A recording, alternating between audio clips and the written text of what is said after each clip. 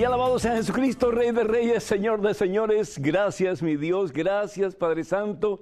Gracias, Señor Jesús. Gracias, Espíritu Santo, por este momento y por esta oportunidad. ¿Qué tal, queridos hermanos y amigos? Es el Padre Pedro Núñez y bienvenidos todos y cada uno de ustedes a este su programa.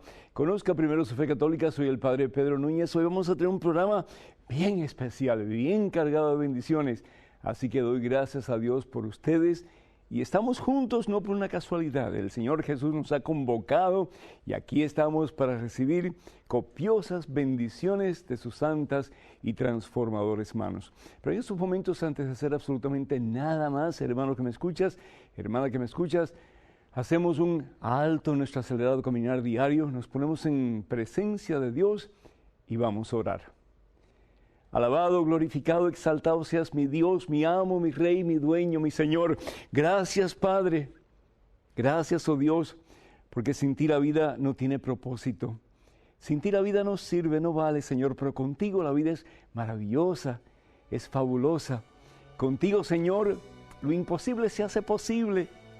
Podemos levantarnos, oh Dios, de nuestras caídas, de nuestras miserias, de nuestro pesimismo, de nuestra inercia espiritual, de nuestra frialdad, de nuestra pobre relación contigo, Señor, y comenzar una vida nueva, y comenzar esa vida nueva en este preciso instante. Sí, Señor, tú nos das la gracia que necesitamos, nos das el poder que necesitamos, oh Dios, para poder venir a ti en este momento y decirte, Señor Padre Todopoderoso, levántame, Señor, límpiame, Señor, restáurame, Señor, sáname, Señor, sálvame, Señor, y tú, Padre, por lo mucho que nos amas, así lo harás. Gracias, oh Dios, porque no estamos solos. Nos has enviado a Jesús, tu Hijo, nuestro Salvador, para que tomados de la mano de Cristo Jesús, podamos salir de la fosa en que estamos metidos, oh Dios, y comenzar en este preciso momento una vida nueva. Bendice, Señor, Padre Santo, a este hijo tuyo que está viendo este programa, a esta hija tuya, Señor. Dale la certeza de que no estás solo, que no estás sola, que tú estás con nosotros, oh Dios, que tu Espíritu Santo nos mueve hacia una más íntima y estrecha comunión con Cristo Jesús, en quien todo lo podemos y para quien todo es posible. Te lo pedimos, Padre, en el poderoso nombre de Jesucristo, tu Hijo, nuestro Señor, quien vive y reina contigo en la unidad del Espíritu Santo y es Dios por los siglos de los siglos. Amén, Señor. Yo creo que tú has escuchado esta oración y yo creo, Señor, que tú estás respondiendo a ella. Y doy gracias al Señor, hermanos y hermanas, por todos ustedes que nos han llamado, que nos han escrito. Doy gracias a Dios por Rigoberto, que pide oración. Él necesita un trabajo nuevo. Él es de Oakland, California, y con todo gusto pues vamos a estar orando por ti, Rigoberto. También por Elena de Argentina, de Córdoba, que tiene problemas con su hija y pues algunos miembros de su familia. Que el Señor te bendiga en abundancia, Elena, a ti, a tu hija y a todos los miembros de tu familia. También pedimos al Señor por Juan Ortiz de Oakland, California, que tiene necesidad de un nuevo trabajo. Que el Señor te bendiga, Juan, y cuenta también con nuestras oraciones, al igual que Marisa de Venezuela, que pide oración. Le han descubierto cáncer y está comenzando ya un proceso de quimioterapia. Que el Señor sea quien utilice al médico y a todos los tratamientos que vas a utilizar y que puedas experimentar la victoria que Dios quiere darte por lo mucho que te ama. Margot de Quito, Ecuador, está para salir para los Estados Unidos con su familia, pero uno de sus hijos no puede venir, no le han dado los papeles o la autorización, así que ella pide discernimiento y pide oración en estos momentos con todo gusto. Que el Señor te bendiga a ti, Margot, y a todos los miembros de tu familia y especialmente a tu hijo. Y también Laura Villegas de New Jersey pide por su salud, ha tenido 3 operaciones en sus piernas, y también pide por su esposo Nicolás y también por su hija Diana. Que el Señor les bendiga en superabundancia en este día y por siempre. Y todos ustedes, hermanos, que necesitan oración, ustedes que se sienten cansados, tristes, agobiados, ustedes que se sienten enfermos, que el Señor los renueve y que a través de este programa ustedes pueden experimentar, como dice la palabra de Dios en Efesios capítulo 3, la anchura, la profundidad, la altura, la magnitud, la longitud del amor de Dios en Cristo Jesús nuestro Señor. Amén.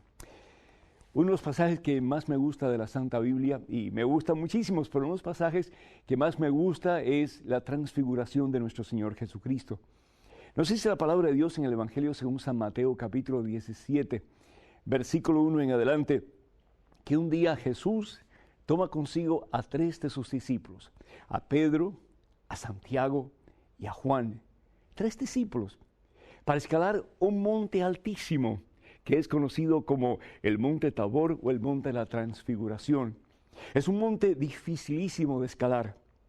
Las laderas son muy perpendiculares y están llenas de hoyos y de zarzas y pues de piedras, muchísimos obstáculos. Y el Señor Jesús lleva solamente a 3 de sus discípulos. Tal vez porque así lo quiso el Señor, otra vez porque los otros no quisieron ir. A veces cuando tenemos que hacer grandes sacrificios, como que la tendencia es cruzarnos de brazos y decir, no, es muy difícil, mejor que lo haga otro. Pero sin embargo nos dice la palabra de Dios que 3 de los discípulos de Jesús subieron la ladera hacia la cúspide, hacia la meta, hacia la cima del Monte Tabor. 3 solamente. La palabra de Dios en el Evangelio según San Mateo capítulo 7 nos dice, no solamente basta decir Señor, Señor para entrar en el reino de los cielos, sino que tenemos que estar dispuestos en todo momento a hacer la voluntad de nuestro Padre Dios. Quiere decir que no solamente basta decir que yo creo y acepto a Jesús como Señor de mi vida para ya estar salvo, no. El decir yo acepto a Jesús como Señor de mi vida, como mi Salvador, como mi único y verdadero Dios, es el principio de un caminar con Cristo Jesús. Lo mismo que los 3 discípulos de Jesús caminan cuesta arriba hacia la meta que Jesús tiene para ellos, que Dios tiene para ellos, que es la misma cima del Monte Tabor, donde van a experimentar ninguna otra cosa sino que la misma gloria de Dios. Va a ser sacrificado. La jornada del caminar con Cristo Jesús va a ser difícil, el camino con Cristo Jesús, definitivamente. Pero en la meta, en la cima de ese Monte Tabor, ellos van a experimentar la gloria de Dios. Van a experimentar a Jesucristo transformado, transfigurado. Y nos dice la palabra de Dios, fíjense qué hermoso, dice la palabra de Dios, a la vista de ellos su aspecto, es decir, el aspecto de Cristo Jesús, cambió completamente. Su cara brillaba como el sol y su ropa se volvió blanca como la luz. Experimentaron la gloria de Dios, la presencia transformadora de Cristo Jesús en formas mucho más grandes y maravillosas que jamás lo habían experimentado. En la cima del Monte Tabor les fue muy difícil. El caminar fue lleno de obstáculos, de espinas, de hoyos, de momentos en que querían regresar a donde habían comenzado. ¿No te ha pasado a ti alguna vez? En tu caminar con Cristo Jesús, de la mano de Cristo Jesús, que a veces sientes el deseo de regresar a lo que eras antes. Hombres y mujeres que han dejado el alcohol y sienten el deseo de regresar a lo que eran antes. Hombres y mujeres que han dejado el vicio de la lujuria, que sienten el deseo de regresar a lo que eran antes. Hombres y mujeres que estaban en el mundo haciendo cosas indebidas en contra de la voluntad de Dios y que sienten el cansancio de caminar con Jesús. ¿Cuántos no conozco yo, líderes en la iglesia, que dicen, basta ya, que lo haga otro el trabajo, ya estoy cansado? Estoy cansado de la gente que me critica, estoy cansado de la gente que no responde, estoy cansado de la gente que uno les invita y sin embargo no vienen a las reuniones. ¿Cuántas veces no nos cansamos en nuestro caminar con Cristo Jesús? Aquí en WTN, hermanos, muchas veces hay cansancio y muchos dicen, ya basta, me voy a buscar otro trabajo donde me paguen mejor. Tengo que dar de comer a mis hijos, a mi familia, y no es suficiente. Y como que el maligno se mete de por medio y dice, ¿para qué seguir el trabajo de Jesús si al fin y al cabo a nadie le importa? Esa muchas veces es la más grande de las tentaciones de aquellos que estamos caminando con Cristo Jesús. A nadie le importa. Pero ¿sabes una cosa, hermano? Hay alguien que sí le importa. Aunque las personas que tú sirvas no le importen, hay alguien que sí le importa. Aunque a nadie le interesa si tú vuelves al alcohol o no, y eso pues hay que verlo, ¿verdad? Pero suponte tú que a nadie le interese, hay alguien que sí le interesa, y ese es Jesucristo. Hay alguien que sí le interesa que tú sigas sirviendo, y ese es Jesucristo. Hay alguien que sí le interesa que tú sigas caminando a pesar de tus obstáculos y dificultades en el camino de la vida y la victoria, y ese es Jesucristo. Aquellos 3 discípulos de Jesús, de seguro que en más de un momento, en más de una ocasión, en más de una oportunidad, miraron hacia abajo Y se dijeron a sí mismos y tal vez los unos a los otros, ¿para qué seguir? ¿Para qué seguir al Maestro? ¿Para qué seguir al Señor? ¿Para qué seguir a Cristo Jesús? Y al fin y al cabo, todo lo que encontramos en nuestro caminar son obstáculos y espinas y situaciones difíciles. ¿Para qué seguir? Y cuando uno está escalando la montaña, hermanos, que al fin y al cabo es tu vida y la mía, es tu relación con Jesús y es la mía. Es tu deseo de hacer de Jesús el centro y el Señor de tu vida, y es mi deseo también. Cuando estamos escalando esa montaña, como que lo que vemos son los obstáculos, lo que vemos son las imposibilidades, lo que vemos son las situaciones difíciles. Y como que llega un momento que decimos, ya, no más. Y sí, el deseo, la tendencia es tirar la toalla y uno darse por vencido. Pero qué hermoso, hermanos. Qué lección tan grande nos dan estos tres discípulos de Jesús. Jesús lo dijo, el discípulo no puede ser diferente al Maestro. Y mírenme a mí, dice Jesús, crucificado, coronado de espinas, flagelado, escupido, ridiculizado. ¿Por qué? Por amor a la humanidad. Y Jesús dice, el discípulo no puede ser diferente al Maestro. Que nosotros, con el poder y la fuerza del Espíritu Santo en este momento y a través de este programa, tomemos la decisión más importante de nuestra vida, de seguir a Jesús.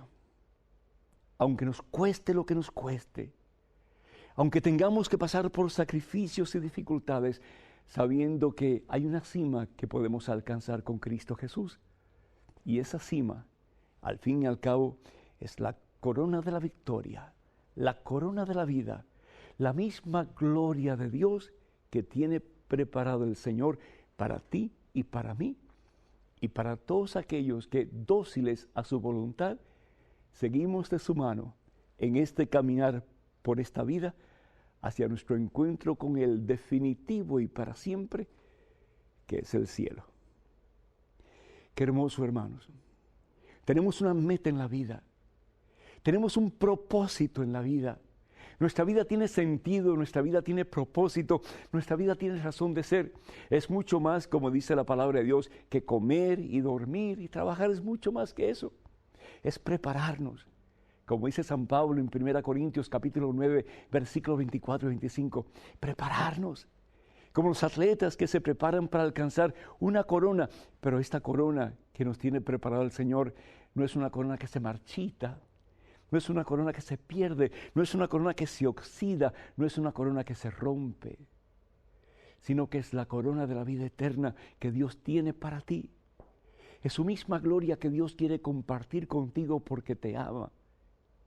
Es poder estar en presencia del Todopoderoso y llenarte de su amor, cada poro, cada área, cada molécula de tu ser, llenarte de Jesús de tal manera que de verdad entonces puedas decir como San Pablo y como Pedro, Santiago y Juan, María Santísima y tantos santos a lo largo de la historia, ya no soy yo quien vivo, ya no soy yo quien vivo, alcancé la meta, es mía la corona, es mía la gloria de Dios y por lo tanto ya no soy yo quien vivo, es Cristo Jesús quien vive en mí. Padre Todopoderoso, danos, oh Dios, en estos momentos el deseo de seguir a Jesús, y no solamente en los momentos buenos, agradables de nuestra vida en relación a Él, pero también en los momentos más difíciles, en este momento en que sientes que ya no puedes más. Acuérdate, cuando ya tú no puedes más, Jesús sí puede en ti y a través de ti seguir haciendo su maravillosa obra, que es que Él y tú sean uno, un día para siempre, en su presencia en el cielo. Aleluya. Para que nos llamen en Estados Unidos, el teléfono es el 1-800-221-9460. De nuevo, el teléfono para que nos llamen en Estados Unidos y esperamos sus llamadas con muchas ganas. Es 1-800-221-9460. Y llamadas internacionales, por favor, marquen el número 1-205-271-2980. 1-205-271-2980. Vamos a una pausa, pero hermanas y hermanos, no se vayan, regresamos en cuestión de momentos. Por favor, quédense con nosotros.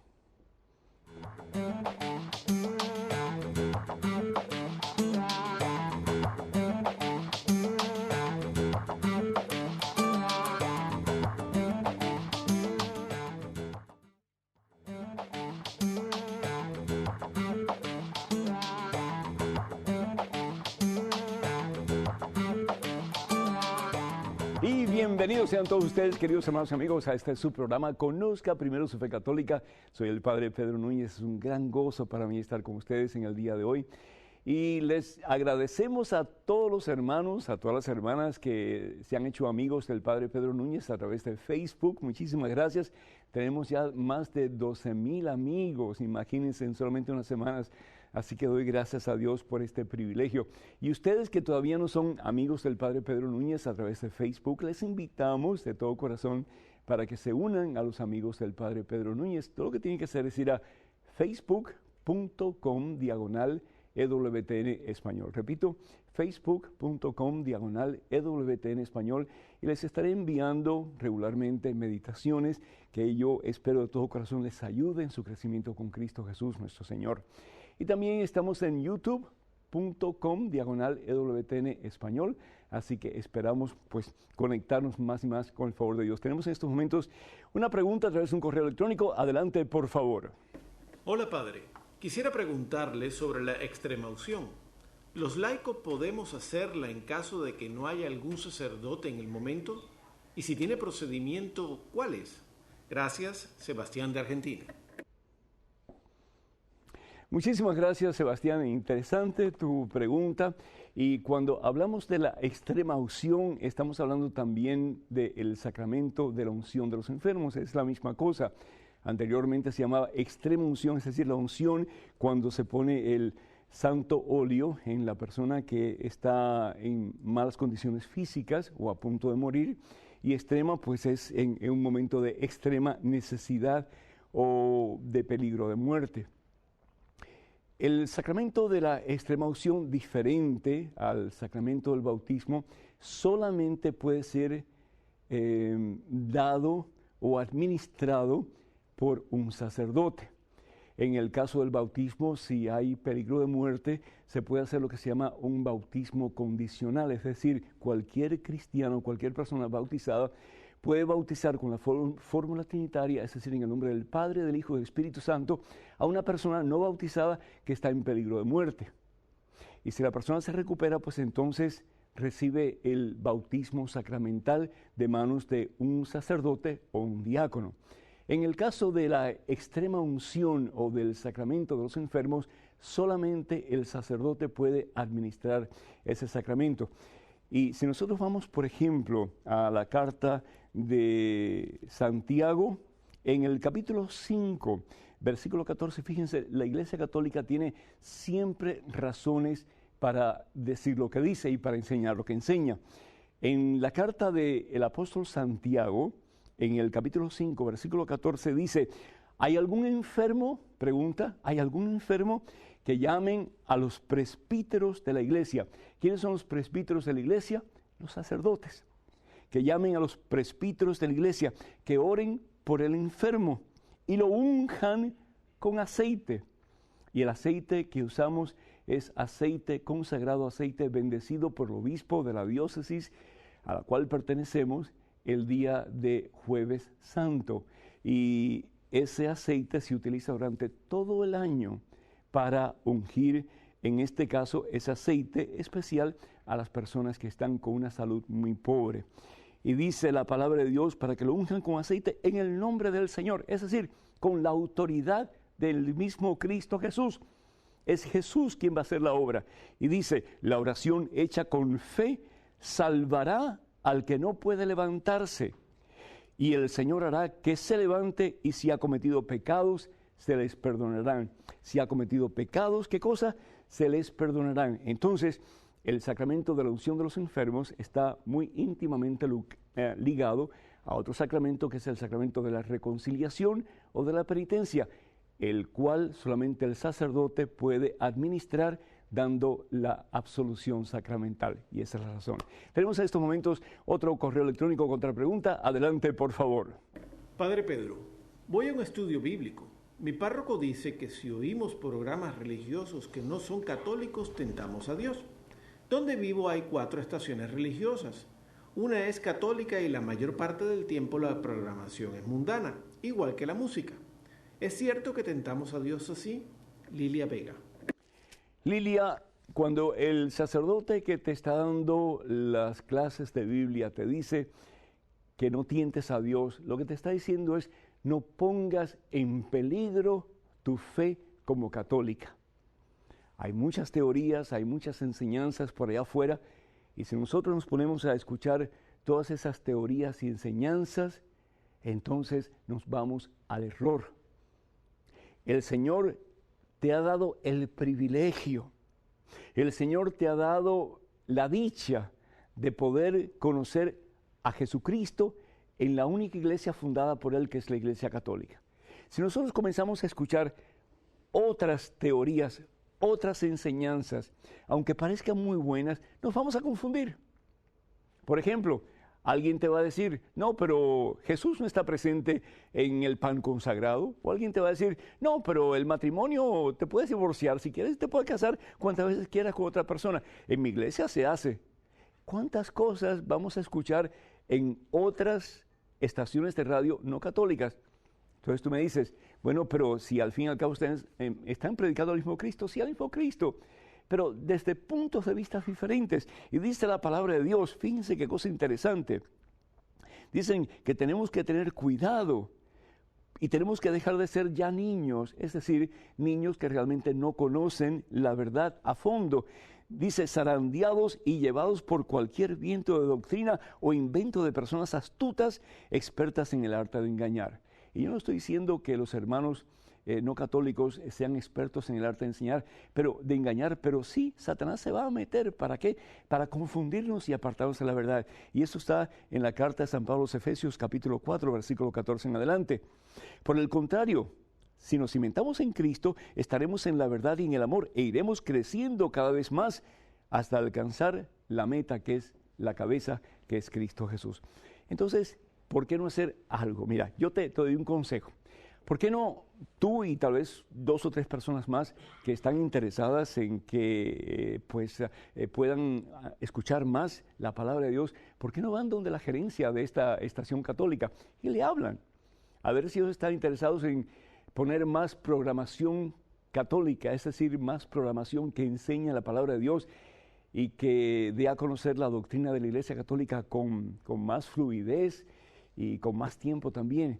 Y si ellos acceden, benditos a Dios, pues ustedes han ganado una victoria enorme, no solamente para ustedes, pero para tanta gente que quiere escuchar la palabra de Dios a través de las enseñanzas de la Iglesia Católica. Y si ellos no acceden, por la razón que sea, entonces ¿por qué ustedes no se ponen de acuerdo? Doblan rodillas, comienzan a orar y tal vez con la ayuda del sacerdote de ustedes o de otros ministros de la Iglesia Católica, ustedes comienzan una asociación para comprar tiempo en esa estación católica. Y ustedes comienzan a enseñar la doctrina de la Iglesia y comienzan a proclamar la palabra de Dios guiados por el sacerdote o por los sacerdotes que van a trabajar con ustedes. Tremendo reto, pero también qué grandes posibilidades de hacer maravillas para gloria a Dios. En estos momentos, otro correo electrónico con otra pregunta. Adelante, por favor. Hola, padre. Quiero regresar a la Iglesia Católica, pero tengo unas dudas que me comen. Por ejemplo, estoy de acuerdo que la Virgen María es una mujer sumamente especial para que Dios la haya escogido como la madre de su Hijo. Pero no entiendo por qué la Iglesia Católica no habla de que, tal como lo indica la Biblia, luego de tener a Jesús conoció a su marido. Además, en otro versículo se menciona a los hermanos de Jesús. No veo que esto afecte para nada la importancia y lo especial que es ella. ¿Por qué se busca dar a entender que solo tuvo a Jesús? Ana Ortiz, Costa Rica. Ana, ¿y por qué se busca con tanto empeño poner a la Virgen María con un hombre con el que se acuesta y tiene relaciones sexuales? ¿Por qué? ¿Por qué? ¿Por qué la Virgen María no puede ser virgen? ¿Por qué la Virgen María no puede ser una mujer completa y entregada totalmente a Dios en alma, en corazón, en cuerpo, en todo su ser? ¿Por qué no? ¿Cuál es el problema con eso? ¿Sabes cuál es el problema? Que Satanás está metido en el medio. ¿Y qué es lo que hace Satanás? Buscar la desunión entre los cristianos, entre la iglesia de Jesucristo, es decir, el cuerpo de Jesús, que somos al fin y al cabo todos nosotros. ¿Qué fue lo que le dice Jesús al Padre en el Evangelio según San Juan, capítulo 17, versículo 21, cuando Él está en el huerto de Getsemaní, antes de comenzar su pasión y el suplicio de su cruz. Padre, que todos sean uno como tú y yo somos uno. Entonces el mundo creerá, Padre, que tú me has enviado. Satanás está gozoso cuando estamos todos divididos. Y de nuevo, lo que yo estaba diciendo anteriormente acerca de escuchar la doctrina católica es muy importante, Ana. ¿Sabes por qué? Porque desafortunadamente a ti te han lavado el cerebro y te han hecho creer que María ha tenido otros hijos.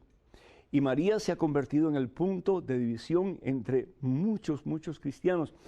Y esa es la profecía de Dios que aparece en Génesis capítulo 3, versículo 15. Dice el Señor, y esto es palabra de Dios, haré que haya enemistad entre ti y la mujer. ¿Quién eres? ¿Quién es ti? Entre ti, la serpiente, entre ti y la mujer. ¿Y quién es la mujer? La nueva Eva, María Santísima. Si bien es cierto que a través de la primera Eva entra el mal, entra el mismo Satanás, entra el pecado en el mundo, a través de la segunda Eva, que es María Santísima, entra el Salvador en el mundo, entra la vida, entra la esperanza y entra la posibilidad, sí, de un día alcanzar la misma gloria de Dios. Fíjense la diferencia entre estas dos mujeres. Pero sin embargo, la palabra de Dios nos dice, haré que haya enemistad entre ti y la mujer, entre tu descendencia y la suya. Ella te pisará la cabeza, mientras tú herirás su talón. Y eso sucede, y sigue sucediendo. ¿Qué es lo que quiere una madre? Por encima de todo, que sus hijos estén unidos. Que haya comprensión, que haya unidad, que haya amor, que haya respeto entre sus hijos. Pero que una madre se convierta en el centro de división de sus hijos, ¡qué dolor para esa madre! Y eso es lo que ha pasado con María Santísima. María Santísima, que es la mamá de todos nosotros porque es la mamá de Cristo Jesús, y nosotros al estar injertados en Cristo Jesús por el bautismo, somos unos con Cristo Jesús. Nos dice la palabra de Dios en Romanos capítulo 6. Y sin embargo, María la está usando Satanás en nuestros corazones para ser causa de división. María es virgen por el amor de Dios. Nos dice la palabra de Dios, fíjense, y esto lo quiero aclarar, y si me permiten tomar un poquito más de tiempo, la palabra de Dios en Mateo capítulo 1,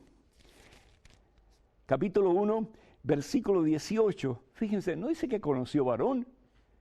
Esa es una traducción mal empleada y viciosa, porque se ha hecho con el propósito de degradar a María, aún en la Biblia. Pero ¿qué es lo que dice la palabra de Dios? Este fue el principio de Jesucristo. María, su madre, estaba comprometida con José, pero antes de que vivieran juntos, no está diciendo que conociera a Jesús. El conocer, el sentido bíblico, el conocer es tener experiencia de, en este caso, la palabra de Dios, la Biblia no dice que María conoce a José, lo que dice es que ellos vivieron juntos, bajo un mismo techo. Pero tú puedes vivir junto bajo un mismo techo con otra persona y no necesariamente estar encima de esa persona, ¿verdad? No necesariamente tener relaciones sexuales con esa persona, ¿verdad? Y dice la palabra de Dios, quedó embarazada por obra del Espíritu Santo. Y dicen, bueno, pero María tuvo otros hijos. ¿Dónde en la Biblia dice que María tuvo otros hijos? ¿Dónde? Búsqueme un pasaje, y esto lo hemos compartido anteriormente, pero ¿dónde en la Santa Biblia dice que María tuvo otros hijos? Lo que la Biblia dice es que que Jesús tuvo hermanos. Pero ustedes son mis hermanos, y no necesariamente hermanos biológicos. Son hermanos porque todos somos hijos de un mismo Padre que es Dios. En el tiempo de Jesús no había nombre para primos y para tíos. La persona que era cerca de alguien era hermano o hermana de esa persona. La persona que era amiga de esa persona era hermano o hermana de esa persona. Tanto así, la persona que era discípulo o discípula de esa persona era hermano de esa persona. Cuando Jesús resucita y María Magdalena lo ve, María Magdalena se queda espantada, maravillosamente espantada. Y Jesús le dice, ve donde mis hermanos. Evangelio según San Juan, capítulo 20, versículo 17. Ve donde mis hermanos y dile que subo a mi Padre, que es también Padre de ustedes, a mi Dios, que es el Dios de ustedes. Versículo 18, María Magdalena se fue y dijo a los discípulos, esos son los hermanos de Jesús, esos son los hermanos de Jesús, le dijo a los discípulos, he visto al Señor y me ha dicho estas cosas. Tenemos que orar, hermanos, para que Satanás deje de meterse entre nosotros y de verdad seamos uno, como el Señor le pide al Padre, que seamos uno. Para que nos llamen en Estados Unidos, el teléfono es el 1-800-221-9460. Llamadas en Estados Unidos se las esperamos, es el 1-800-221-9460. Llamadas internacionales, por favor, marquen el número 1-205-271-2980. 1-205-271-2980. Vamos a una pausa, regresamos en cuestión de momentos. Hermanas y hermanos, hay mucho más todavía. Por favor, quédense con nosotros.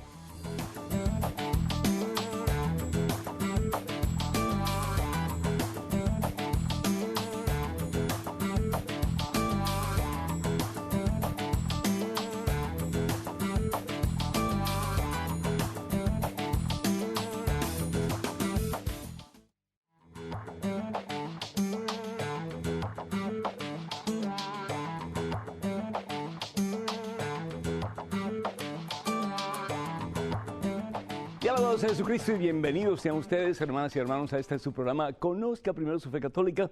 Soy el Padre Pedro Núñez. Bienvenidos sean todos y cada uno de ustedes. En estos momentos tenemos una llamada de Herbert de New Jersey. Herbert, bienvenido. Adelante, por favor. Buenas tardes, Padre Pedro. ¿Cómo estás? Bien, por la gracia de Dios. Bienvenido.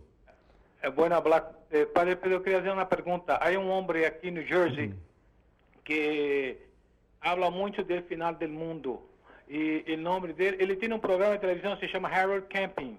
Entonces, disculpa mi portuñol porque soy brasileño. Qué bueno, qué bueno. Que el mundo va a terminar el día 21 de mayo de 2011. Yo me pregunto, ¿qué usted piensa sobre eso? Herbert, muchísimas gracias, y no es lo que yo pienso porque yo tengo la menor idea de cuándo va a suceder. Pero vamos a ver qué es lo que dice el Señor Jesús, que al fin y al cabo es lo que importa y que es lo que enseña la Iglesia Católica. Por cierto, unos amigos en Nueva Orleans me dieron un montón de escritos, también basados según ellos, pues no ellos, sino que alguien le dio, donde dice que de acuerdo al tercer secreto de Fátima, van a haber 12 papas después del Papa Pío VI, y esos 12 papas pues terminaron con Juan Pablo II, y que este ya es el fin del mundo, y que van a haber 3 días de tinieblas, y que van a haber horrores en diferentes partes del mundo, y en fin. Nos encanta el sensacionalismo, nos encanta la prensa amarilla, Herbert, nos encanta la morbosidad. Cuando hay un accidente por ahí, todo el mundo se para a ver qué es lo que está sucediendo, y si hay sangre, pues nos espantamos más todavía, pero nos gusta más. Entonces, todo lo que es mala noticia, todo lo que es sensacionalista, todo lo que es prensa amarilla, pues nos sorprende y nos atrae. Y si alguien está hablando del fin del mundo, pues más todavía. Yo me acuerdo que en el año 2000, ¿ustedes se acuerdan? En el año 2000, cuando decían que se acababa el mundo, las iglesias estaban llenas, repletas de gente por todas partes, gente orando, gente alabando al Señor. Pero pasó el 2000 y comenzamos la misma cosa. Y tenemos que tener en cuenta, hermano, lo que dice la palabra de Dios, lo que dice el Señor, no lo que dice un evangelista, no lo que dice un fulano acerca de las profecías de Fátima, que al fin y al cabo no tienen nada que ver con lo que realmente la Virgen dijo. Pero dice el Señor, y acuérdense, ni la Virgen María puede contradecir la palabra de Dios, ni la Virgen María, por santa y pura que sea, puede contradecir la palabra de Dios. ¿Y qué es lo que dice la palabra de Dios en el Evangelio según San Marcos, capítulo 13, versículo 32? Y esto es Jesús que está hablando. Escuchen bien, por favor. Por lo que se refiere a ese día, es decir, al día final y al día del juicio, y cuándo vendrá, no lo sabe nadie. ¿No lo sabe quién? Nadie. Ni los ángeles del cielo, ni el Hijo, es decir, Jesús como hombre, no lo sabe tampoco, sino que solamente el Padre. Por eso, dice el Señor Jesús, estén preparados y vigilando, porque no saben cuándo llegará el momento. Dice, por lo tanto, Jesús, Estén, por lo tanto, despiertos, estén en gracia de Dios, estén siempre sometidos a la voluntad de Dios, aunque nos cueste trabajo este caminar hacia la meta, pero que sepamos que de la mano de Cristo Jesús, cuando llegue el momento, estaremos listos para recibir la corona de los santos y para disfrutar por toda la eternidad de la misma gloria de Dios. En estos momentos, un correo electrónico con una pregunta. Adelante, por favor. Padre Pedro, quisiera me resolviera una duda acerca de la conciencia. ¿Quién o qué es la conciencia? De antemano, gracias por la respuesta, esperando que Dios le siga bendiciendo e iluminando con su Espíritu Santo. Yeshua desde Toluca, México. Yeshua, la conciencia es un acto del intelecto, basado en la fe y la moral que determina si una acción es buena o es mala. ¿Me entendiste? Es un acto del intelecto, es decir, mi conciencia es como una voz interior y sí podemos decir, en cierto aspecto muy acertado, decir que es la misma sabiduría de Dios, ¿Qué es lo que nos ayuda a realizar? Pues tomar en cuenta si un acto es bueno o es malo, si agrada a Dios o desagrada a Dios. Entonces, la conciencia es necesaria. ¿Para qué? Para yo poder en todo momento juzgar qué es lo bueno, qué es lo agradable, qué es lo que Dios quiere que yo haga con mi vida, y aunque me cueste lo que me cueste, caminar en ese monte Tabor de mi vida, de la mano de Jesús, hacia el encuentro con el definitivo, que es el cielo. ¿Qué hacer? Porque vivimos en una época de puro relativismo, como decía su santidad Benedicto XVI. ¿Qué hacer para formar una conciencia cristiana? Porque hay mucha gente que dice, no, pero si todo el mundo lo hace, pues está bien. Mentira. Que todo el mundo se tira al río no está bien. Que todo el mundo se drogue no está bien, que todo el mundo se alcoholice no está bien, que todo el mundo tenga relaciones sexuales ilícitas no está bien, que todo el mundo robe no está bien, que todo el mundo diga mentira no está bien. Para eso tenemos a Jesucristo. Para eso tenemos a Jesús. Para saber qué es lo que está bien, qué es lo que está mal. ¿Lo haría Jesús? Es una pregunta que nos tenemos que hacer con mucha frecuencia, si no todo el tiempo. ¿Qué haría Jesús en esta situación? Esa sería una forma buena de educar nuestra conciencia. ¿Qué haría Jesús? ¿Tendría Jesús relaciones con esta, estando yo casado? Por supuesto que no. ¿Sería Jesús infiel? Por supuesto que no. ¿Jesús trataría de dar por una zancadilla a alguien para subir él? Por supuesto que no. Entonces, si Jesús no lo hace, yo tampoco lo puedo hacer. Y si Jesús lo hace, aunque yo no lo quiera hacer, yo lo tengo que hacer. ¿Cómo formar mi conciencia cristiana? Son 4 puntos muy sencillos. Lo primero, yo tengo que saber qué es lo que la Iglesia Católica me dice al respecto. Por ejemplo, no quiero tener más hijos. Entonces voy a usar pastillas contraceptivas o voy a usar cualquier otro medio para evitar los hijos. ¿Es eso lo que Jesús haría? Por supuesto que no. Entonces yo tengo que saber qué es lo que la Iglesia me enseña de acuerdo al pensar y a las enseñanzas de Jesús, y tengo que tomar eso muy en cuenta. ¿Por qué? Porque estamos hablando de una institución establecida por el mismo Jesús. ¿Para qué? Para guiarnos en el camino de la verdad y para que la verdad nos haga libres. Es decir, la Iglesia ha estado en vigencia por más de 2000 años. ¿Quién soy yo con 40, 50, 60 años de vida el poder refutar a la Iglesia y decir, no, lo que usted enseña está incorrecto, lo que yo digo, eso es lo correcto? ¿No es ese el pecado de la soberbia de Adán y Eva? ¿Hacernos como dioses? Es decir, yo no necesito de Dios.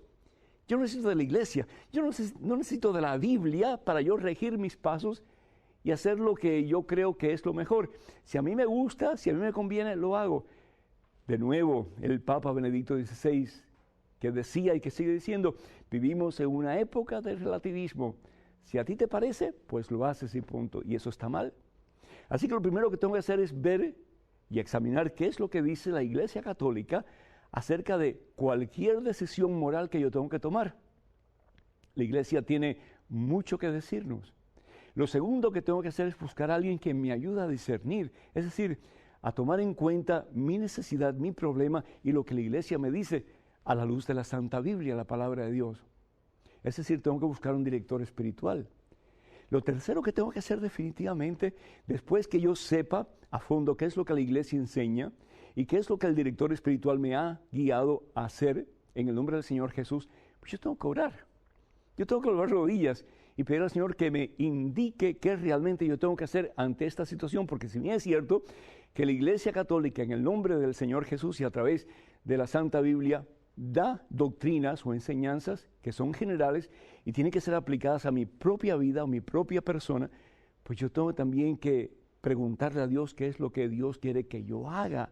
No lo que mi carne quiere que yo haga, no lo que el mundo me dice que yo debo hacer, pero lo que Dios quiere que yo haga. Y después, lo último que tengo que hacer es tomar la decisión, pero ya con una conciencia formada desde el punto de vista cristiano. Bendito sea Dios.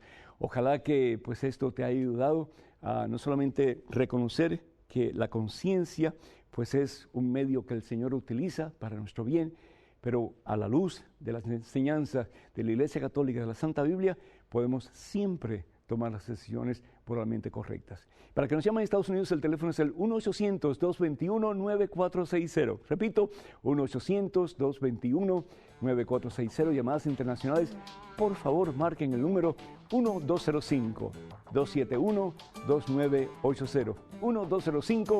1-205-271-2980. Vamos a una pausa, pero regresamos en cuestión de momentos. Hermanas y hermanos, no se vayan, por favor, quédense con nosotros.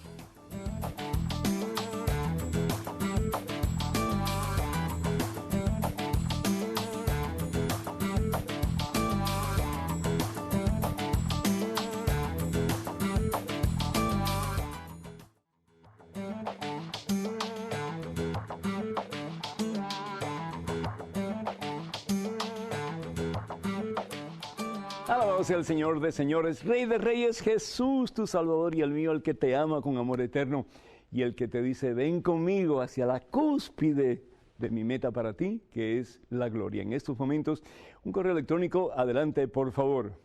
Padre, que el Señor le bendiga y guarde siempre. ¿En qué momento de nuestra vida recibimos el Espíritu Santo, puesto que cuando Jesús resucita, promete a los apóstoles enviarles el Paráclito? Mil gracias por su gentil colaboración. Armando Pedroso, Bogotá, Colombia. Armando, el Señor promete el Espíritu Santo y el Espíritu Santo es la tercera persona de la Santísima Trinidad. Es el amor puro de Dios, es el santificador, es la persona divina que nos lleva a Jesucristo, que nos lleva a los mismos pies de Jesús, que nos une a Jesús. ¿Para qué? Para que seamos santos como Jesús. Y nos dice la palabra de Dios en el Evangelio según San Juan, capítulo 16, dice, aún tengo muchas cosas más que decirles, versículo 2 en adelante, pero cuando venga Él, el Espíritu de la verdad, los guiará a todos en el camino de la verdad. Y ese Espíritu Santo que promete Jesús, pues Jesús reitera a sus discípulos en el libro de los Hechos de los Apóstoles, en el capítulo 1, que precisamente eso es lo que ellos van a recibir. Así que les pide a sus discípulos que no se alejen de Jerusalén. Y sabemos que es en Jerusalén donde ellos van a recibir el día de Pentecostés el Espíritu Santo de Dios. Dice, recibirán la fuerza del Espíritu Santo. Versículo 8, capítulo 1 del libro de los Hechos de los Apóstoles. Recibirán la fuerza del Espíritu Santo cuando venga sobre ustedes y serán mis testigos en Jerusalén, en toda Judea, en Samaria y hasta los confines de la tierra. Y vemos, por ejemplo, cuando llega el momento de Pentecostés, dice la palabra de Dios en Hechos capítulo 2, versículos del 1 en adelante, que reciben la fuerza de Dios, reciben el Espíritu Santo. Ellos habían recibido el Espíritu Santo ya cuando Jesús resucita y se presenta delante de ellos cuando estaban a puertas cerradas. Y Jesús sopla sobre ellos, Ruach, Espíritu de Dios, vida de Dios.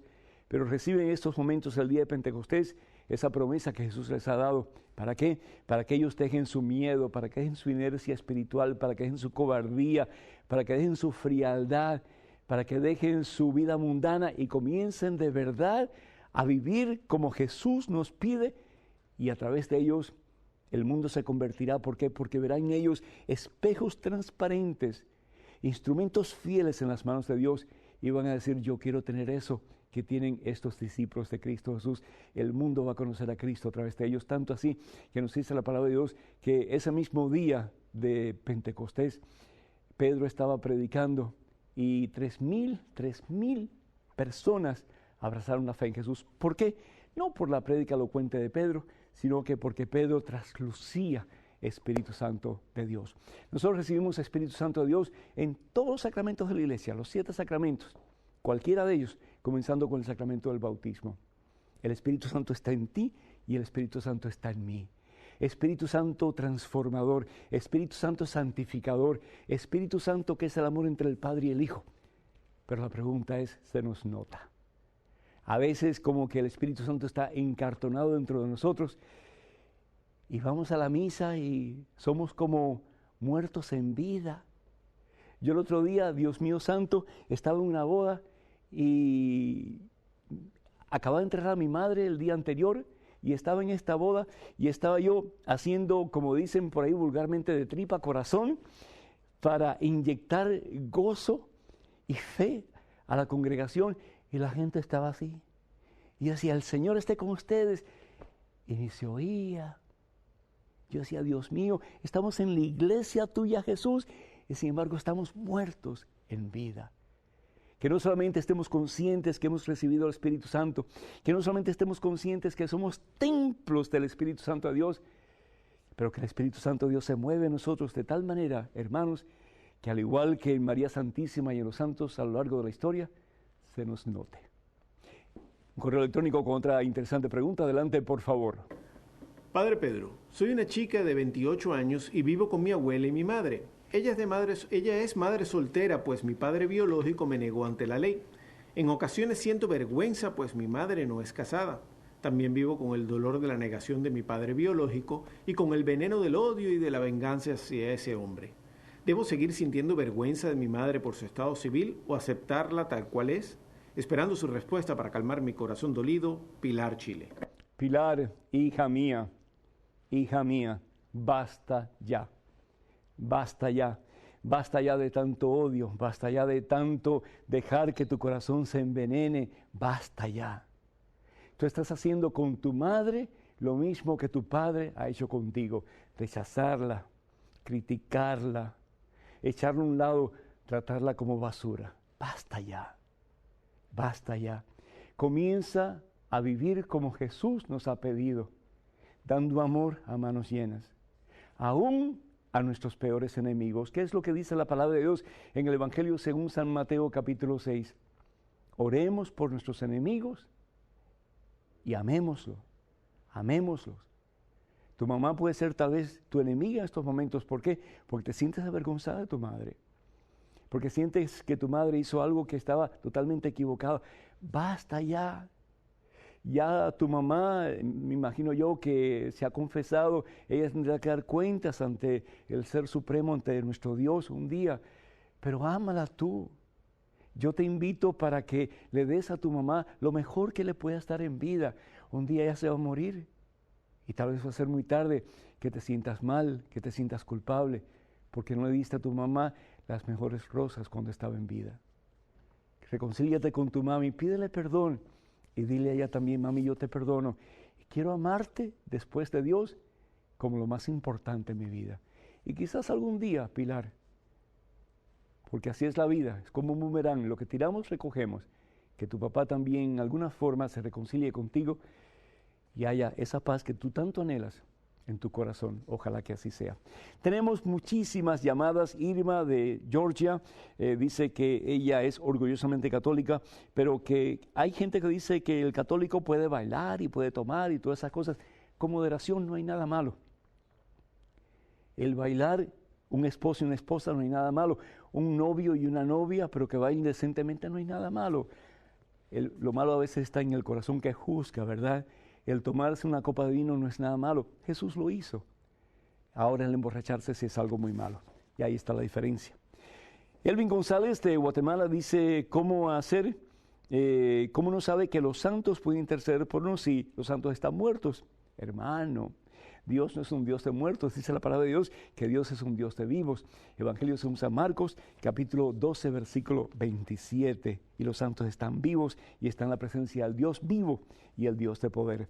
Ana del Villar de New York dice, ¿quién nos va a juzgar cuando muramos? Pues si tú lees el Evangelio según San Mateo capítulo 25, versículos del 32 en adelante, vas a ver que es Cristo Jesús en su segunda venida que nos juzgará y nos pondrá en dos bandos, las ovejas, que son los que hemos acatado la voluntad de Dios, y los machos cabríos, que son pues nosotros, unos irán al cielo y los otros al infierno.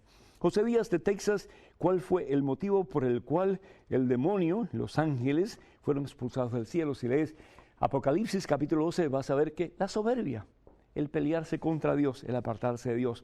Y Liz de Dallas, ¿cómo puede ella acercar a su familia a Dios si no tiene interés? A través de tu testimonio de vida y a través de tu oración. Hermanas y hermanos, desafortunadamente no podemos ya seguir con estas preguntas, pero agradecemos de todo corazón sus llamadas, sus correos electrónicos, el estar en Facebook y pues todo lo que ustedes hacen para sintonizarse cada día y sobre todo todos los miércoles. Que el Señor los bendiga abundantemente. Quiero recordarles que vamos a tener un peregrinaje maravilloso a Italia del 5 de octubre al 15 de octubre. Para más información pueden comunicarse con nosotros en mensaje1.com. Recuerden EWTN, sus oraciones por EWTN y también sus donaciones muy necesarias. Que el Señor los bendiga en abundancia y los colme de su santa paz. En el nombre del Padre y del Hijo y del Espíritu Santo, sigamos de la mano de Cristo Jesús hacia la meta que es la gloria. Hasta el próximo miércoles, Dios mediante.